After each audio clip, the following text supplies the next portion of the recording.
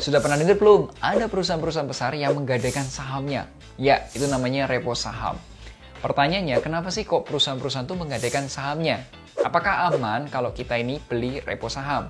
Yuk, kita bahas selengkapnya.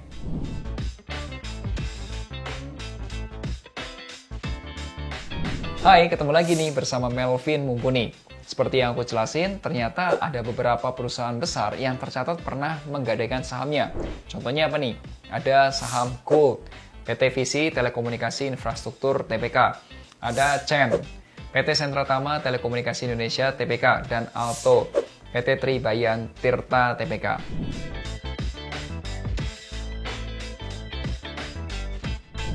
Apakah itu saham repo? Repo atau repurchase agreement itu sederhananya adalah gadai saham yang dilakukan oleh emiten atau perusahaan tercatat. Analoginya nih, seperti orang yang menggadaikan logam mulianya ke pegadaian. Orang tersebut akan mendapatkan sejumlah uang dari pegadaian, tapi orang tersebut berkewajiban membayar biaya sewa modal. Ya, mungkin biar gampangnya kita sebut bunga, walaupun konsepnya adalah sewa modal. Bagaimana dengan repo saham? Nah, perusahaan tercatat itu akan menggadaikan sejumlah sahamnya. Ke siapa? Ke investor retail atau juga ke investor institusi. Nah, perusahaan akan mendapatkan sejumlah uang.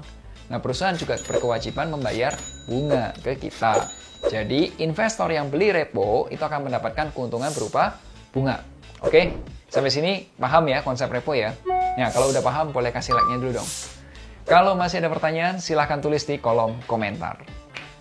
Mengapa sih kok mereka melakukan repo? Ya simpel lah, tujuannya sama seperti kalau seseorang menggadaikan barang mereka.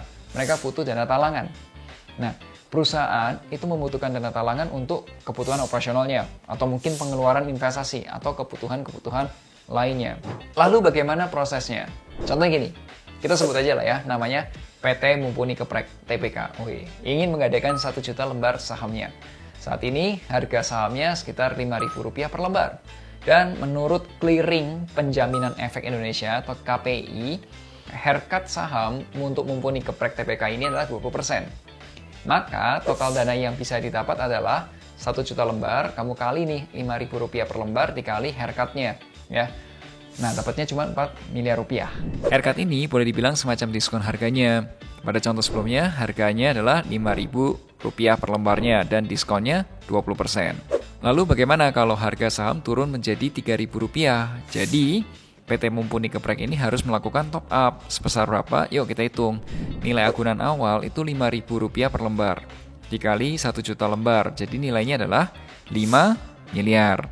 Nilai agunan sekarang itu Rp3.000 per lembar dikali 1 juta lembar. Nilainya menjadi 3 miliar. Selisihnya berapa tuh antara 5 sama 3 miliar? Selisihnya adalah 2 miliar. Dari mana? Dari 5 miliar dikurangi 3 miliar. Maka jumlah saham yang harus di top up atau ditambahkan sebagai agunan adalah 2 miliar dibagi Rp3.000 per lembar, yaitu 666.667 lembar. Jadi investor akan mendapatkan tambahan saham. Nah, bagaimana kalau sahamnya naik? Investor perlu mengembalikan sebagian agunan ke perusahaan. Nah, apakah aman investasi di saham repo?